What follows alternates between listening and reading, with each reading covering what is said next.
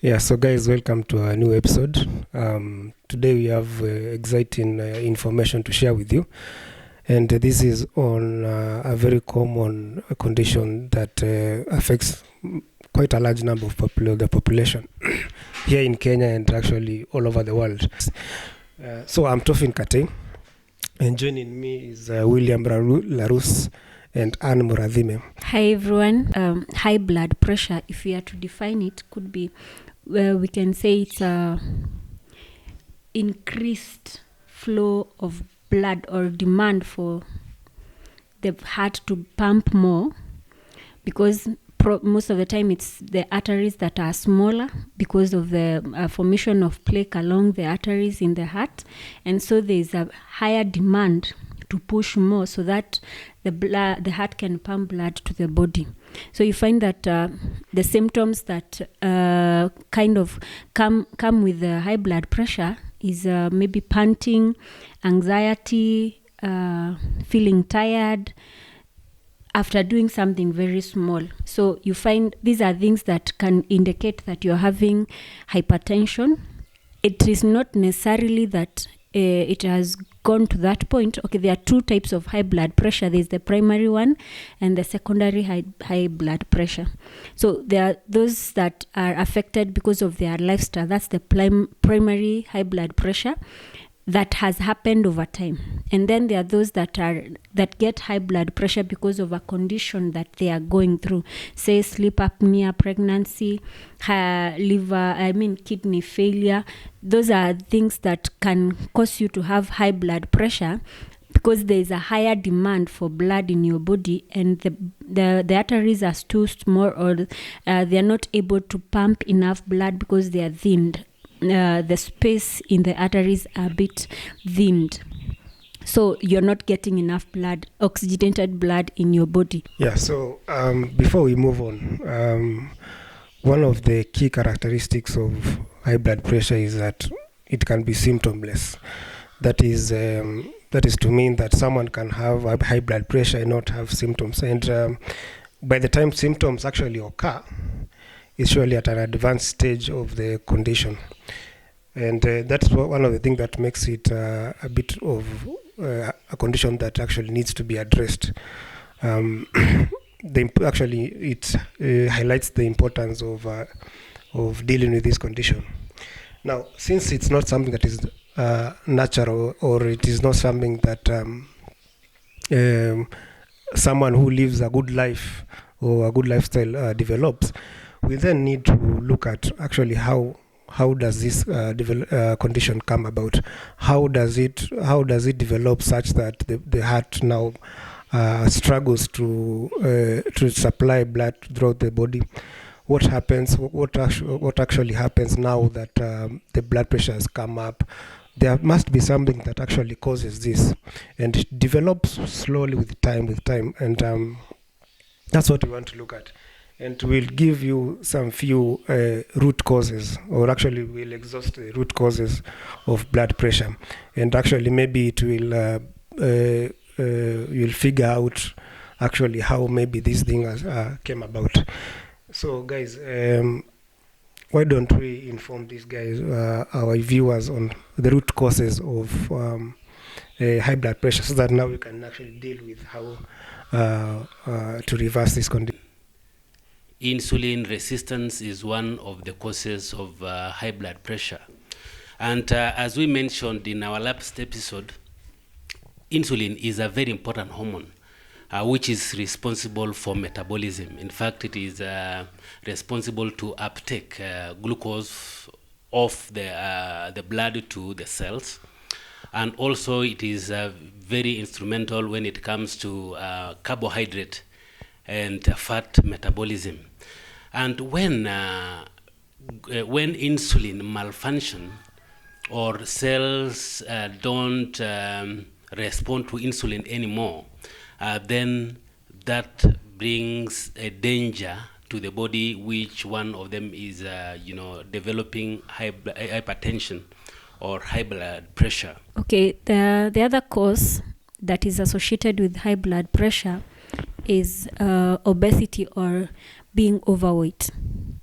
like what William was trying to explain on how it is formed, when you're overweight, there is a possibility of forming of visceral fat around the arteries or around your body, which includes the arteries.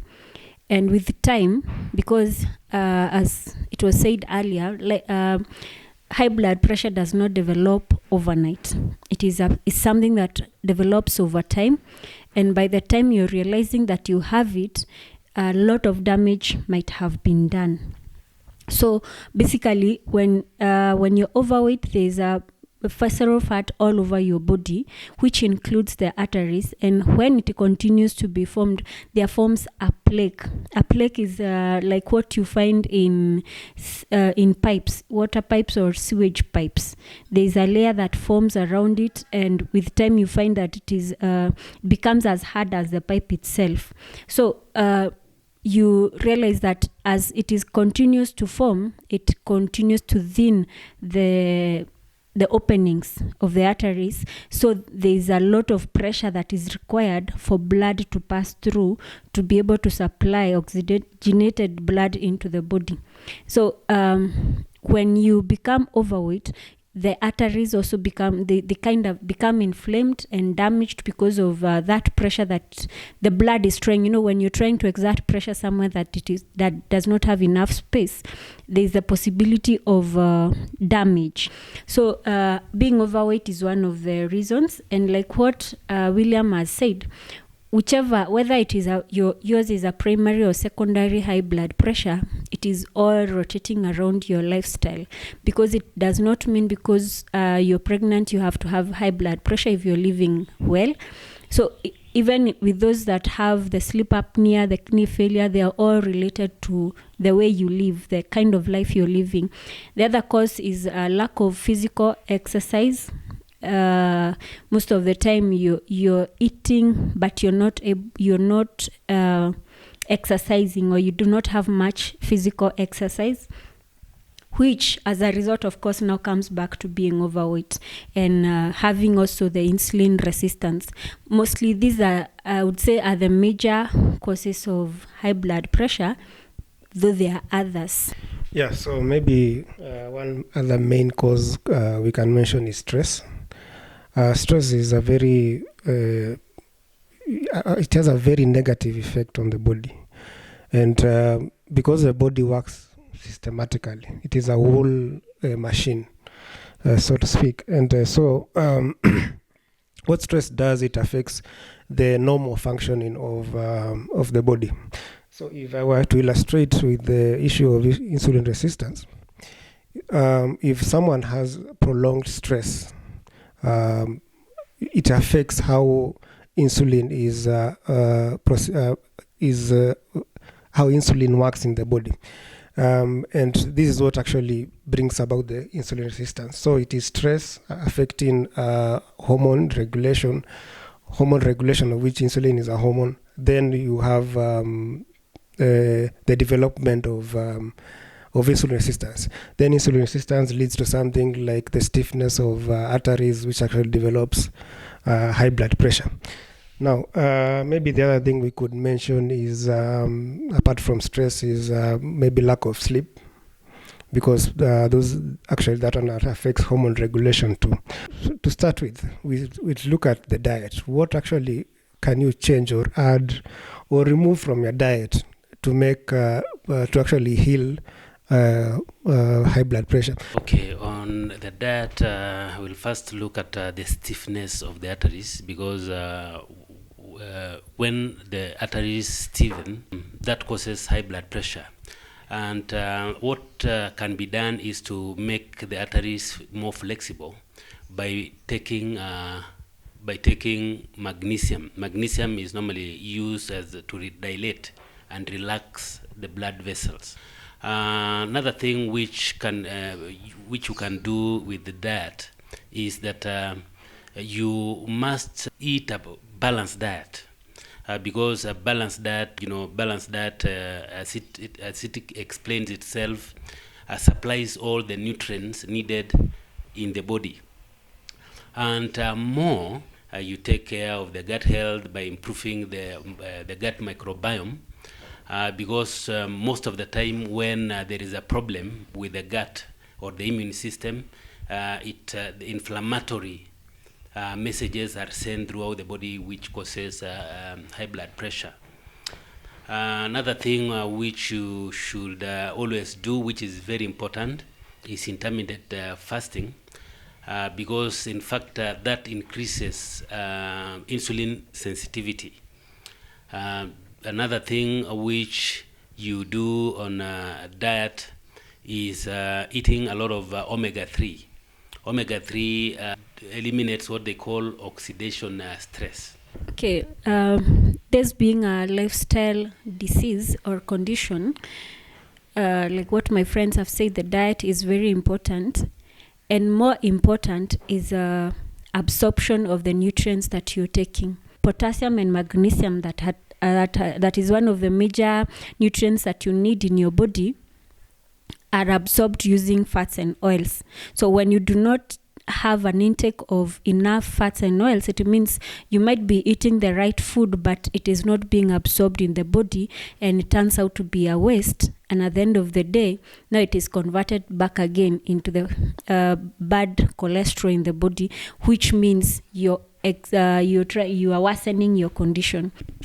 Make sure you exercise at all times, because the more you exercise, the more you burn fat.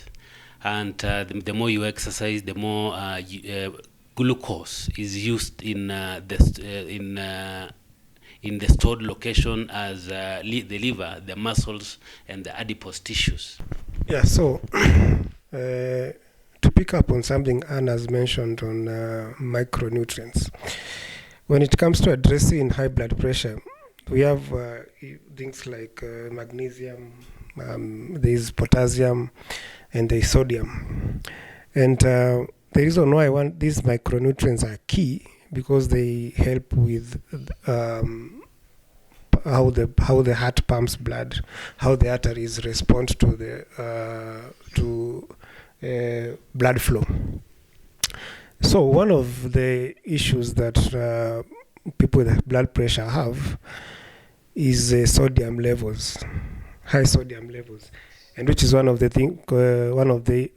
reasons why they are advised to avoid salt. But you see, avoiding salt does not actually essentially mean that you're actually solving the problem. Sodium in the body works in hand with the potassium. So if someone, not necessarily even a patient with high blood pressure, someone with high sodium levels, you'll find that this person also has low potassium levels. And so what we need to address in terms of when it comes to high blood pressure is, are you balancing the sodium intake and the potassium intake? And the best way to address the sodium intake and to balance the sodium in the body and the potassium is actually use of vegetables, green vegetables. High intake of vegetables has high supply of potassium. We have things like avocados, which actually have high potassium. We have examples of all the green leafy vegetables. We have bananas, the common things that we find around. So avoiding salt is not actually a solution.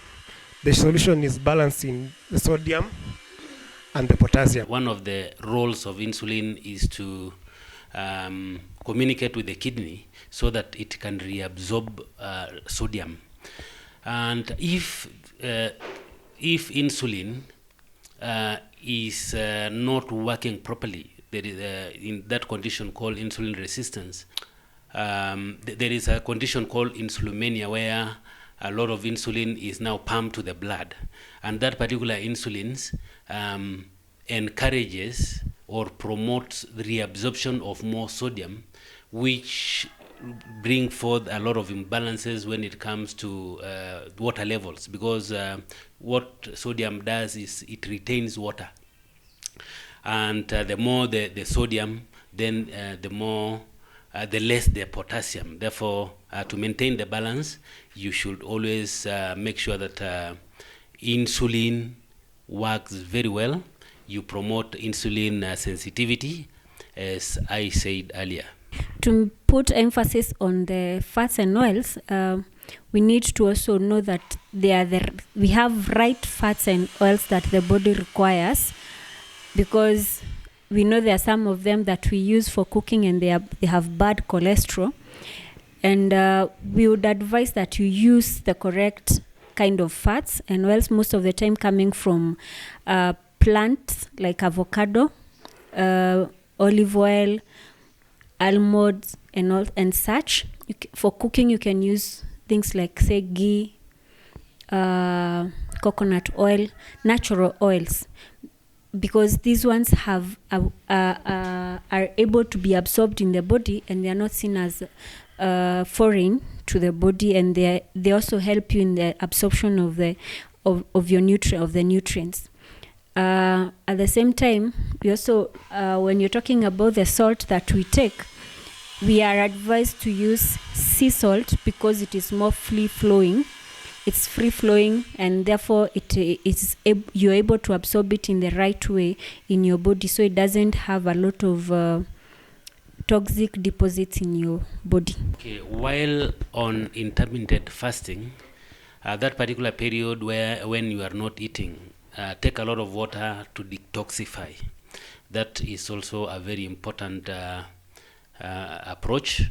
Another thing which you should not forget is relaxation techniques. There is normally what they call deep breathing. We'll do them in the next episodes. Yoga, practicing yoga, and also meditation. Then the issue of stress, it's important to actually keep doing relaxation techniques that we will show you. It's important to actually sleep normal hours, that is the 7 to 8 hours, because they have a systematic impact in the body, on the body. But now, since we are concluding and people have individual experiences, they have varied experiences, we'd like to hear from you.